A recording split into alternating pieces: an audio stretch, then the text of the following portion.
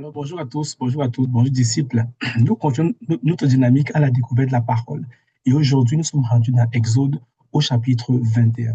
Exode au chapitre 21. Le récit de ce chapitre nous présente un ensemble de règles que Dieu va mettre en place pour les enfants d'Israël. Souvenons-nous que les enfants d'Israël sont sortis de l'Égypte, ils sont en train de marcher dans le désert et Dieu est en train de leur apprendre comment vivre. Ça va être la première fois que le Seigneur va amener des lois, amener des façons de se comporter. Quand on lit le texte du chapitre 21, on voit un peu la justice, la façon que les choses doivent être gérées, comment la justice doit être appliquée dans le texte.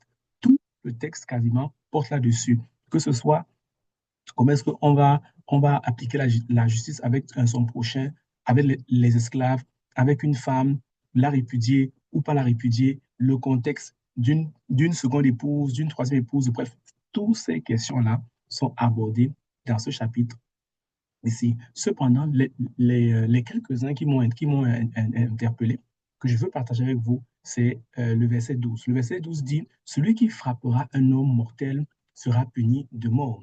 Et je tiens à vous rappeler que dans ce chapitre, on voit beaucoup la loi du œil pour œil, dent pour dent. D'ailleurs, vous pourrez le lire quand vous allez le voir. Dans le verset 12, il dit, celui qui frappera un homme mortel sera puni de mort. Dans le verset 15, il dit, celui qui frappera son père ou sa mère sera puni de mort. Et dans le verset 16, il dit, celui qui dérobera un homme et qui l'aura vendu ou retenu entre ses mains sera puni de mort. Voilà trois versets où, dans ce chapitre du moins, dans ce chapitre, l'acte qu'on pose est puni de mort. Celui qui frappe, qui tue son parent est tué. Celui qui maudit son parent est tué. Celui qui séquestre son frère ou sa sœur et le vent, voilà, est puni de mort. Et dans ce texte, la partie qui m'a beaucoup interpellé, c'est la notion des parents. Nous vivons dans une époque et dans une génération où, bien des fois, vous pouvez être dans une famille où le parent, le parent, le père, la mère ou encore les deux ne sont pas nécessairement des modèles. Mais voyez-vous, dans ce texte, à partir du verset 15, il dit, celui qui frappera son père ou sa mère sera puni, euh, celui qui frappera son père ou sa mère sera puni de mort. Il dit même au verset 17, celui qui maudira son père ou sa mère sera puni de mort. Vous savez, maudit, c'est mal dire, c'est prononcer, c'est faire le souhait de quelque chose de négatif qui arrivera à la personne. Combien de fois nos parents nous ont peut-être fait du mal? Combien de fois nos parents ont peut-être été durs vis-à-vis de nous? Combien de fois on a été blessé par leur attitude? Et consciemment ou inconsciemment, on a souhaité peut-être du mal, soit en pensée, soit en le disant. Combien de fois c'est arrivé? On vit dans une époque et dans une génération où ce genre d'attitudes sont devenues euh, monnaie courante. Mais bien, mais voyez-vous, quand le Seigneur montre à son peuple comment vivre, il montre à quel point il ne faut pas toucher aux parents. On ne tue pas son parent, on ne frappe pas son père et sa mère, on ne maudit pas ses parents. Il y a trois versets qui parlent des parents. Si tu tues le parent, tu serais tué.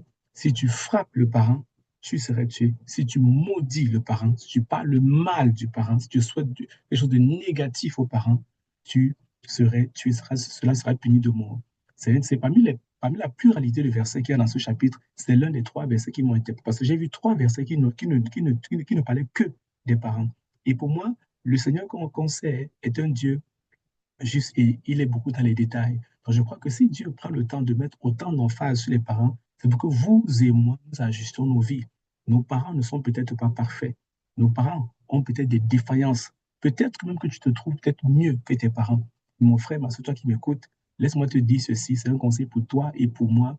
On n'a pas été établi juge de nos parents. On n'a pas à les frapper. On n'a pas à les tuer. On n'a pas à les maudire, on n'a pas à mal dire sur eux. On peut ne pas apprécier ce qu'ils font, mais on ne doit jamais tomber dans la séduction de mal parler de nos parents.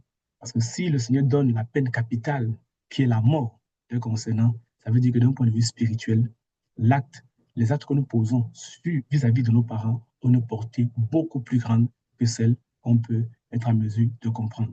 Alors, je ne sais pas si ça t'est déjà arrivé de mal parler tes parents, de maudire tes parents, de frapper tes parents, et après, je souhaite que ça ne t'est pas arrivé de tuer tes parents, mais C'est une tentation pour nous aujourd'hui de nous repentir. Si jamais tu l'as fait, si jamais tu l'as fait, mon frère, ma soeur, prends juste le temps de te repentir. Mais à partir d'aujourd'hui, comprends que les actes qu'on pose vis-à-vis d'eux ont une portée spirituelle très importante et faisons attention. Au contraire, rendons-leur le respect et l'honneur que nous leur devons.